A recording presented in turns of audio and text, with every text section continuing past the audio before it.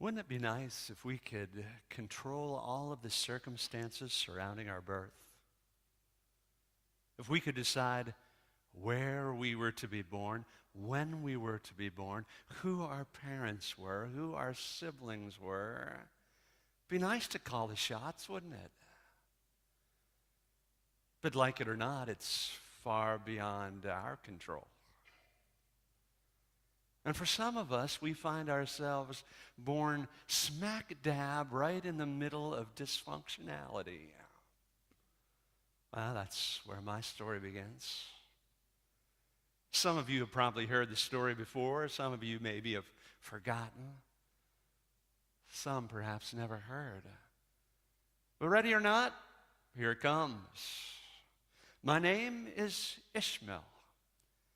My father's name is Abraham. My mother's name is, well, there's where it gets a bit complicated. You see, my birth mother's name is Hagar. She's Egyptian. In fact, she had been a maid in my father's household at one time. But I also have an adopted mother, and I use that term rather loosely. But her name was Sarah. Sarah had a lot of self-esteem issues. You see, for most of her life, she was unable to have any children. And with that, she felt very inadequate, very inept, as if something was missing from herself. And because of that negativity, it seemed to hash itself out in other ways, which you'll hear about momentarily. But one day, she came up with a brilliant idea.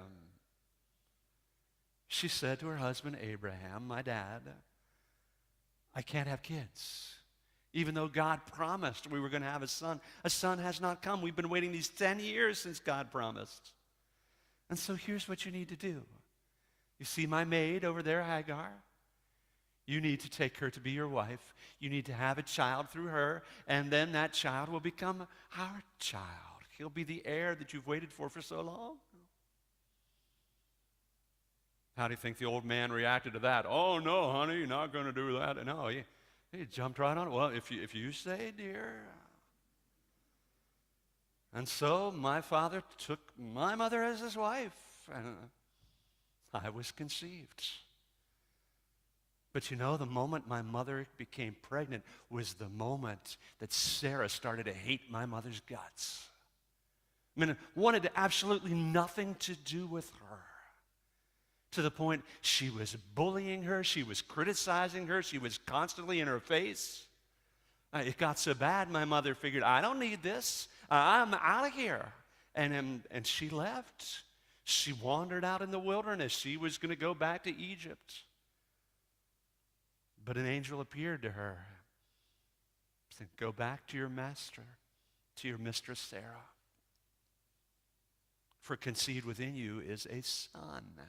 You're to give him the name Ishmael. He'll be a wild ass of a man, but he'll also give birth to 12 sons who will become princes. And she didn't really want to, but my mom went back. And she put up with the ridicule and the animosity and the hardship. But eventually I was born. Maybe you heard that little ditty, Father Abraham had many sons, right? Guess what? I'm the first. I'm the first of the many sons of Father Abraham. And you know, for those first 13 years, it was incredible. I was the apple of the old man's eye. We'd watch the flocks together. We'd laugh together. How the man had such a dry sense of humor. You just never knew what was going to come out of his mouth. But we played games. We were like that. The old man and I, he was 86 when I was born. Something else, huh? But then one day, everything changed. Sarah became pregnant. Now, did you get that?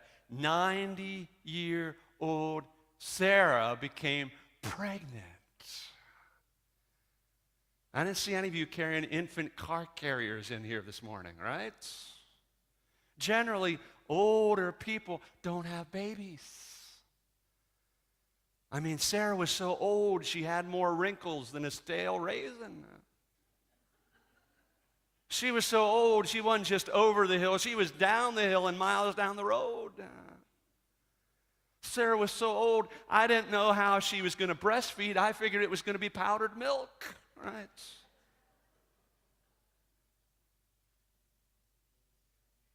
It was impossible. But you should have heard the chatter around that village and around everywhere. People who knew Sarah. She is what? And the old man just had to smile and say, it's a God thing. And something I learned way back then as a teenager was that God could do the impossible. Anything God wanted to accomplish, God did. And I wonder for you if you actually dream impossible dreams. And when the last time is you asked God to do the impossible? Don't we tend to keep God in a nice little box, figuring, well, this is what he can do. This is the way he works. No, every so often we need to ask God to do the impossible. And we need to trust him that he's actually going to do it. Well, eventually, Sarah gave birth to that bouncing baby boy. They called him Laughter, Isaac. And things were okay. It seemed that Sarah wasn't quite as hateful toward my mother because now she had a baby of her own, and things seemed to balance out all right. After little Isaac was 3, he finally stopped nursing. And my dad decided to throw this big party in celebration of it. And so a lot of people were there. And I was messing with my little brother. You know, it's just what big brothers do. I mean, big whoop. But somehow Sarah saw me with him, and the woman went ballistic. She started screaming and said, get that, she didn't even use my name or my mother's name, get that Egyptian woman and her son away from my son Isaac. They are to have no share in his inheritance. Well, I figured it was just going to blow over. You know, if mama ain't happy, ain't nobody happy. Well, Sarah sure wasn't happy. And I figured that, well, Abraham would just iron things out. The old man had a good way of doing that. But I didn't really understand how much he was between a rock and a hard place. I mean, he could suck it up and deal with it, and he could put up with Sarah and all her nastiness and just keep us around, or he could choose to get rid of us and send us on our way. I was his own flesh and blood. I mean, we were close. I figured, no way he's going to send us away. But my dad, this is what he said. We'll do whatever God wants us to do. Well, I figured what God wanted to do was to keep us there. That's the only sensible thing. But you know what God said to Sarah? God said to Abraham, my father, do whatever Sarah wants. What a load of camel feces. Do what Sarah wants. Sarah wants us dead. Sarah doesn't even want us around. And you know what? It broke my father's heart. I'll never forget that next morning, the look on his face as my mother and I were leaving.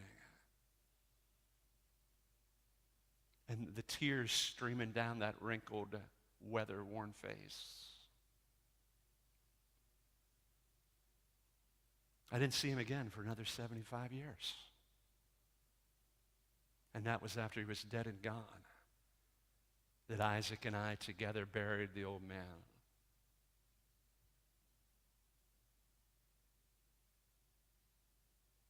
He sent us on our way.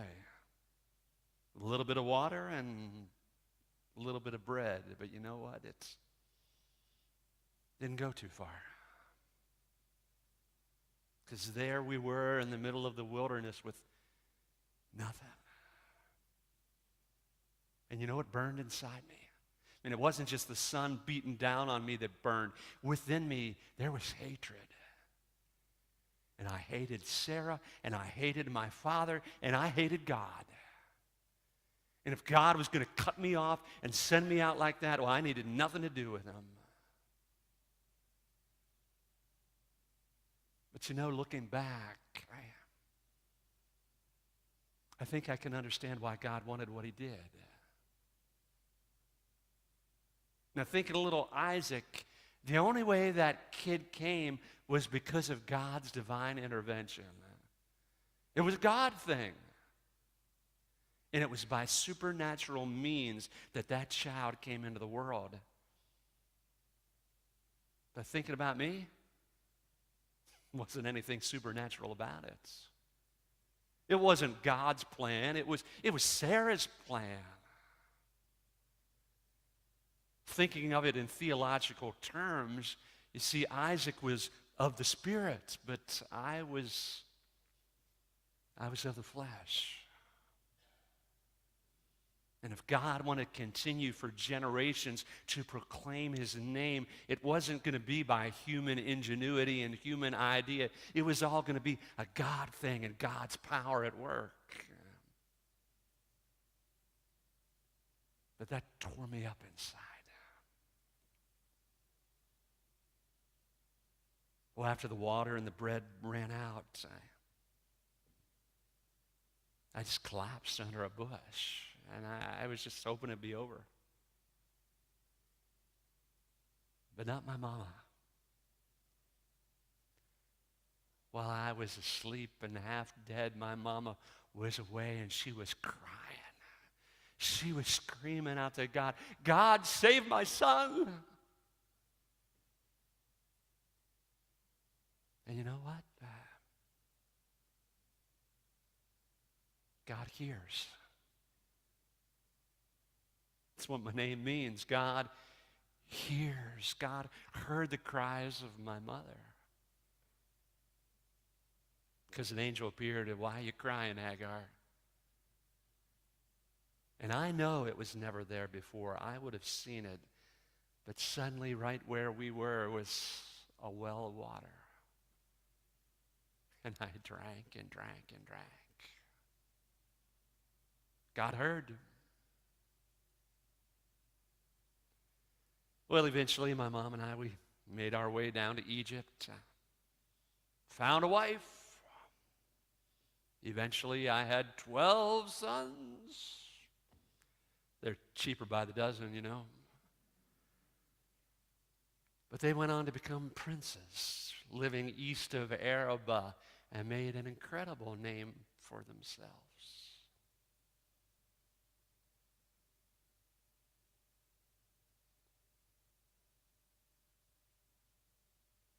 You know, God hears. Some of you here this morning might think that God's hearing impaired, or that God's aloof, that God's not answering. You've been praying about something for months or maybe even years, and God hasn't responded, and you think, God's just written me off. Boy, we can't understand God's timing. And we can't understand why God does what he does.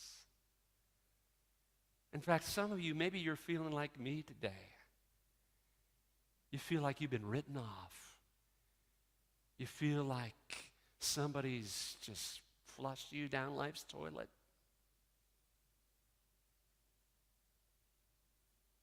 Well, one thing I'd say to you, don't put all your trust in people. People stink. I mean, there's some people who you heard, they're basement people and balcony people. And the basement people are the ones who are going to constantly pull you down and suck the life out of you and hurt you, drag you down to their level. And then the balcony people are the ones who are going to boost you and encourage you and help you. That's the hard part. You never know who's going to be in the balcony and who's going to be in the basement.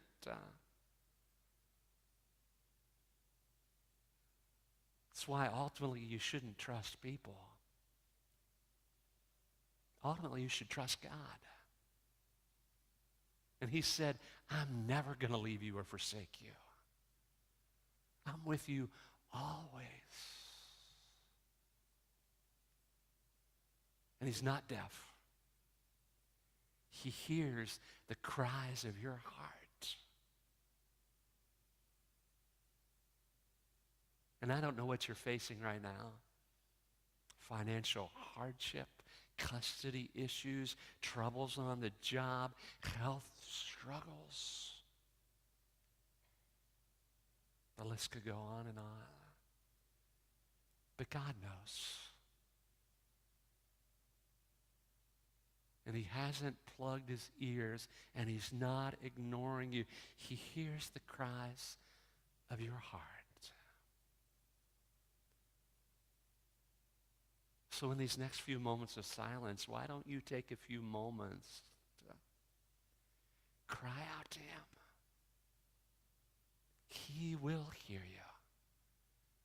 And in his time, he will answer you. Just keep trusting.